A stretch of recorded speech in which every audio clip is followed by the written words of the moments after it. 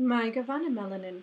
So let's talk about ice and the wisdom that we can gain from ice and just having it in our world and being able to contemplate and reflect upon the nature and the actual characteristics of ice. So, ice is water made into a solid just by the temperature being cold enough for it to freeze. So, what would that mean? That means that many of us are actually ice in the sense that we have our hearts made of ice because of things that have happened to us in our lives start to turn us cold. And a lot of times we start to develop a cold heart, and that encases your heart in ice. And it's very difficult for those to see your heart or to connect heart to heart with you unless they themselves come from a place of love. The only thing that actually melts ice is heat. And heat, that temperature that rises, is what we feel physically when we are in love and when we are happy and we are excited and joyful about something. We will physically feel a temperature rising within us.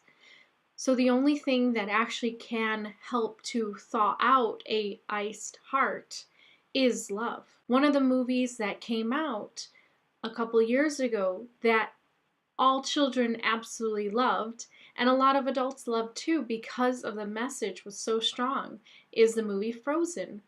Frozen is about that Disney princess, well, she's a queen actually, who had her heart wrapped in ice. Only because of what happened when she was younger, she almost killed her little sister, and she felt like her emotions were so powerful and she was such a danger to others that she decided to encase her heart in ice. And only when she discovered that she didn't care about the opinions of others any longer did she start to develop a little bit of self love. And self love is what's going to start to thaw out that heart. I would make a educated guess on the idea that everybody has their heart encased in ice for a temporary time until they themselves discover self-love or they meet another soul that has enough love in them to thaw their heart and to show that their heart doesn't need to be encased in ice to protect itself. That sometimes when you take a chance and you take a leap of faith and you open yourself up to receive love, that it can be a really joyous experience. And even though you might lose something in the end, because love doesn't always last on this physical level, whether we have a partner that leaves us physically or emotionally, or you just decide that you're no longer in love with them, love is a temporary joy to experience. And if you allow love in, it will thaw that coldness that you keep around your heart. And in doing so, it opens the door for you to receive love back and for you to have more experiences and joy. So that movie Frozen had a very good symbolism for young kids.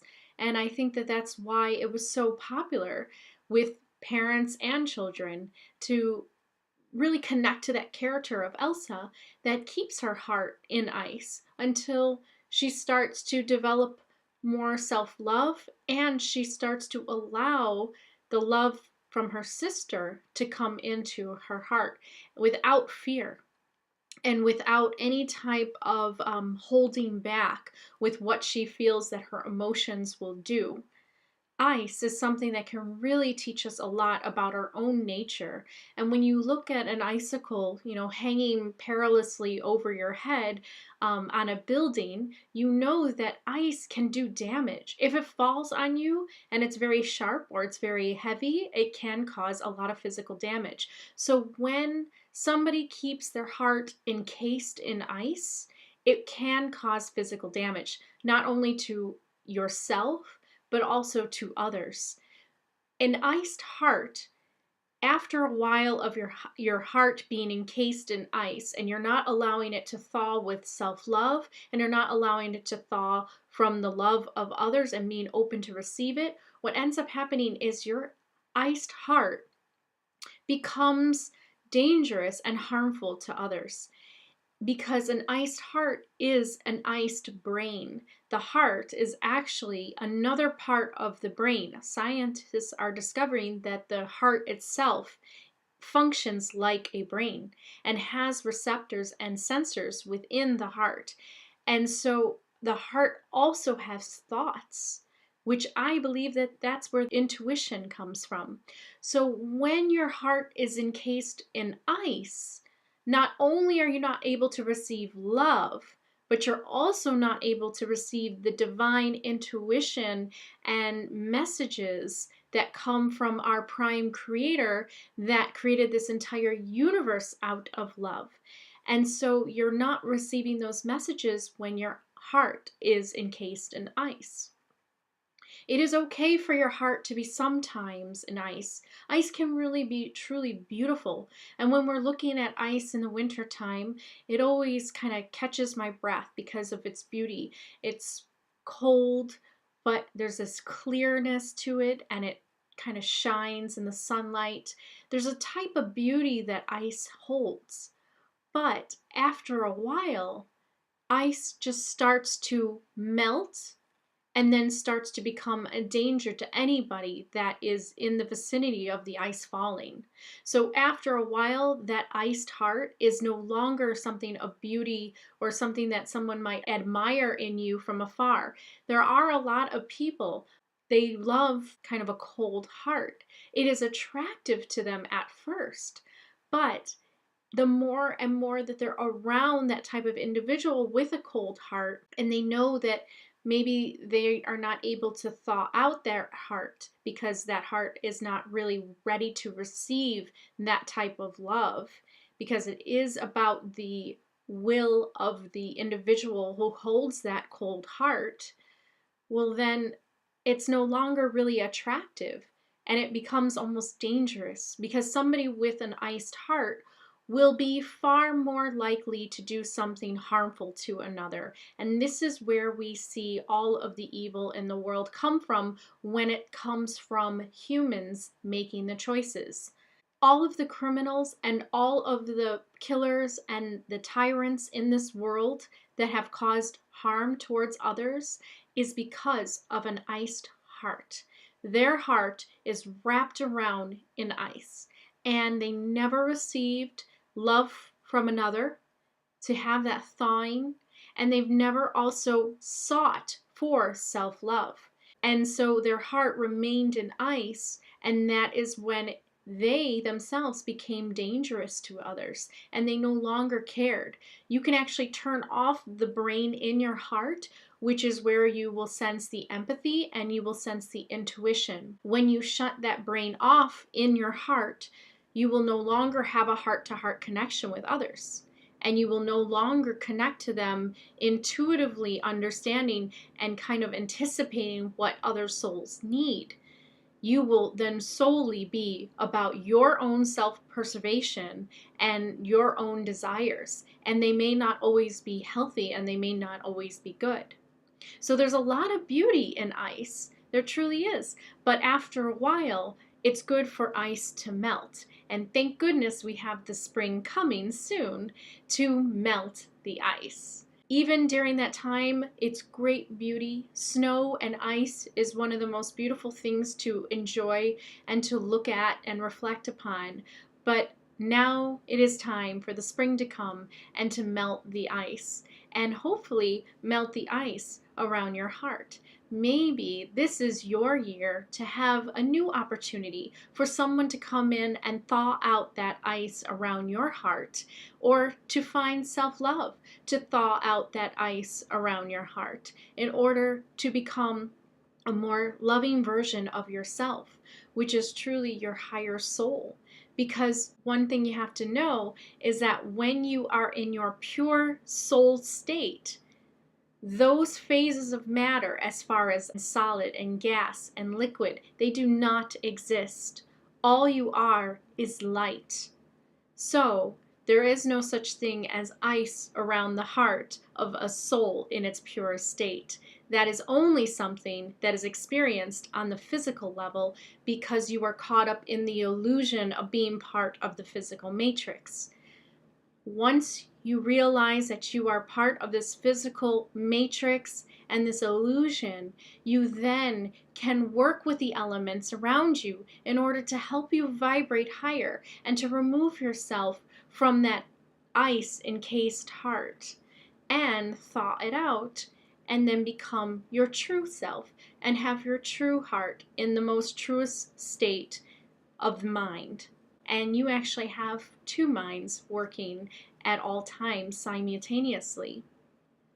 Your head brain is the one that's connected to logic and reason and literature and mathematics. All of these things that function and keep us able to function in our lives systematically, and it helps to make the organs run. But the heart, the brain and the heart, is feeling and sensing what's going on in the body and what's also sensed in others around you. When someone becomes an empathic soul, what that means is that their heart is working in a more vibrant way, and it is working in more of a truer way where you're becoming aware of its functions of having that heart-to-heart connection with others. But you will not be able to do it if your heart is surrounded by ice.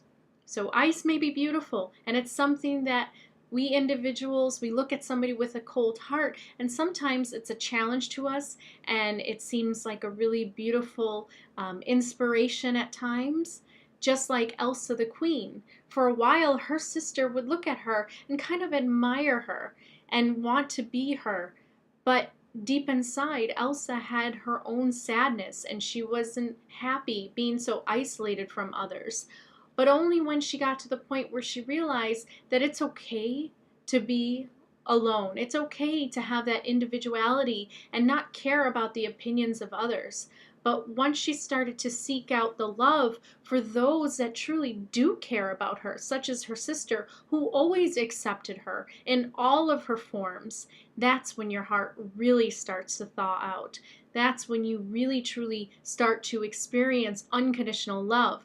And with the power of unconditional love, that's a very, very high vibration, high temperature, radiating, and being able to melt the ice around any heart in this world. My theory is that if we could take all of those who do evil acts on earth and we teach them how to thaw their own heart or how to open themselves up for the universe to show them how it is always trying to thaw your heart. It is always trying to point you in the direction of your true self. If we can teach all of those that do evil acts on earth how to remove the ice casing from their heart, we would live in a much more peaceful world in which everybody would be their truer versions of themselves, able to receive and to give love, because a heart that does not have ice around it any longer is also now able to give energy and to connect to others and to give love to others. And then that's when that reciprocal nature is returned. You have to have two hearts that are not encased in ice really work. And that's the problem with a lot of relationships in this world. If you have one heart that's encased in ice and you have the other heart that's not, it's not going to work until this person starts to be open to receiving the heat and the temperature enough from the love of the other person to thaw out their heart. And it either comes from within or realization about another soul that is around them. Two hearts without ice are far more powerful. Two hearts with ice. If this heart had ice and this heart has ice, nothing is going to be exchanged. And that is when you have the emotional distance between two souls that just don't connect because both of them have been hurt. Both of them have experienced some kind of pain that has trapped their heart in ice. And until they find what it is that can thaw out their heart, they will not be able to have a deep, lasting love or relationship. So that is some of the wisdoms that we can take from ice. It is beautiful and we can admire it, but after a while, nature always shows us in cycles that it is time to thaw out the ice and to melt it and make it into liquid, for it to dissolve back into the ground, to nurture the ground, to nurture the soil, and to bring forth the flowers, and to bloom a whole new relationship and new opportunity. And this is the cycle of nature. And this is the cycle that you can feel within yourself as well. So Hananle for listening, and I will see you on the next video.